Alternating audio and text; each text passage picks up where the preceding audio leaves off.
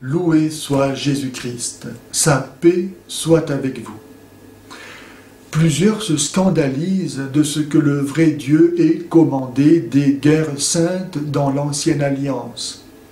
Et certains prennent prétexte de ces guerres saintes pour justifier aujourd'hui le djihad. Face à ces considérations, j'aimerais apporter 3 réflexions. La première, c'est que si nous pouvons aujourd'hui nous scandaliser de ces guerres saintes, c'est parce que nous vivons 2000 ans après la venue de Jésus-Christ, qui nous a appris ce que aimer veut dire, et que pourtant nous avons encore aujourd'hui bien du mal à comprendre et à vivre.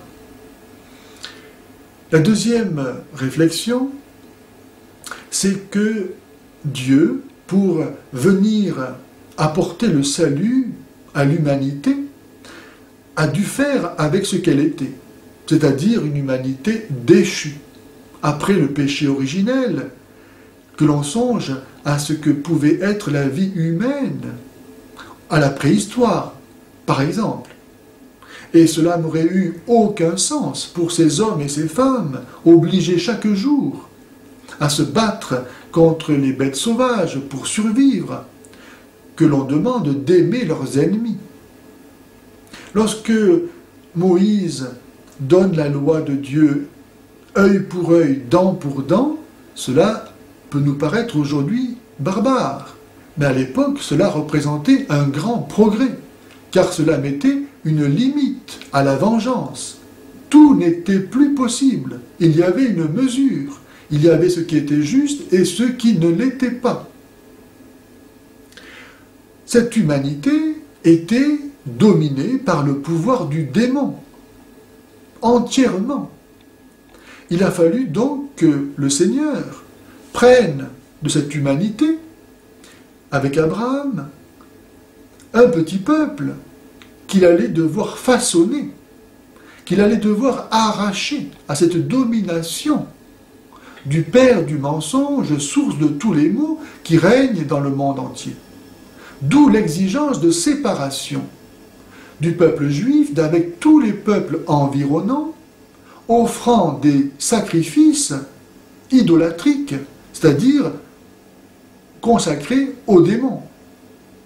Pour protéger ce petit peuple que Dieu désirait élever à un niveau moral et spirituel suffisant pour l'accueillir, il fallait que celui-ci soit pur de toute compromission, de tout lien avec le démon par les cultes idolâtriques. Il fallait que ce petit peuple donnât un jour naissance à celle qui est l'Immaculée Conception, la toute pure, la sans péché. Et pour cela, il était nécessaire que ce petit peuple soit préservé de tout lien avec le démon. Troisième réflexion, c'est qu'il est parfaitement vain de se lamenter ou de se scandaliser de la façon dont nous mourrons. Car de toute façon, il nous faudra tous mourir, d'une façon ou d'une autre. Et nous mourrons tous de par la volonté de Dieu, en châtiment du péché. Que l'on meure victime d'une guerre sainte, ou que l'on meure d'un accident ou d'une autre façon, c'est toujours, en dernier lieu, de par la volonté de Dieu. Donc il est parfaitement vain de se plaindre de ce que l'on puisse mourir par une guerre sainte.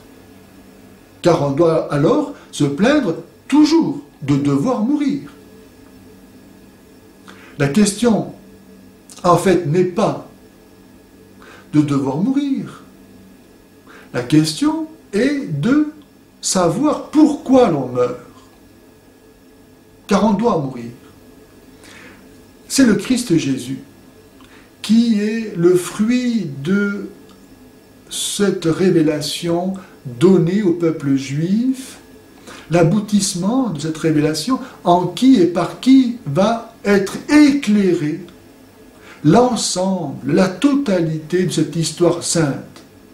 Lui, Jésus, a accepté librement sa mort, afin d'expier en elle et par elle les conséquences de nos péchés, dont la mort elle-même,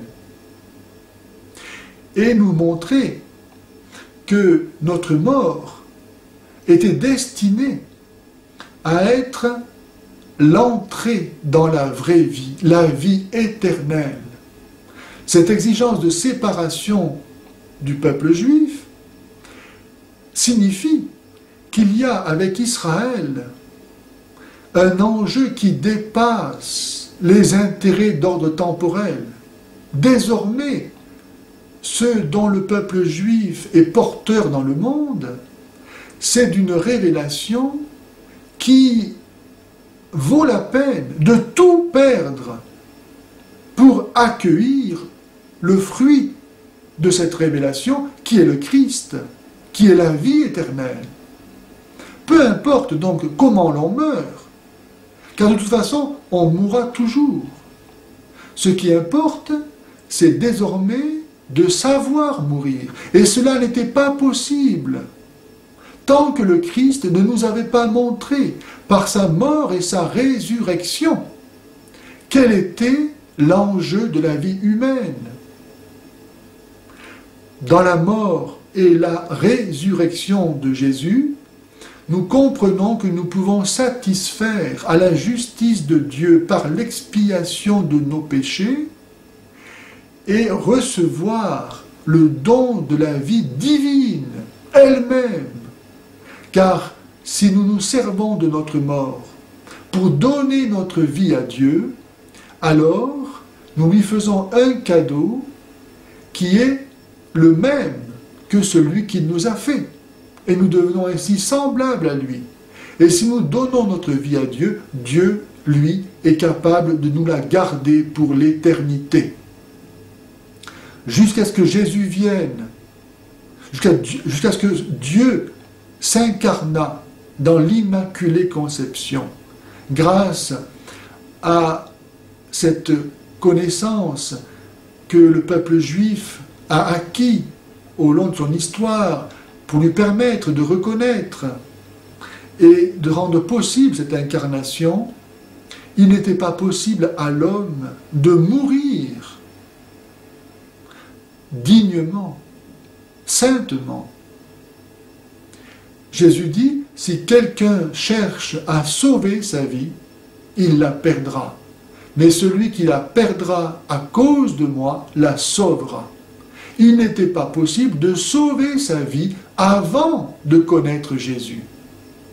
Mais comment Jésus, Dieu fait homme, aurait-il pu s'incarner dans une humanité dominée par le démon?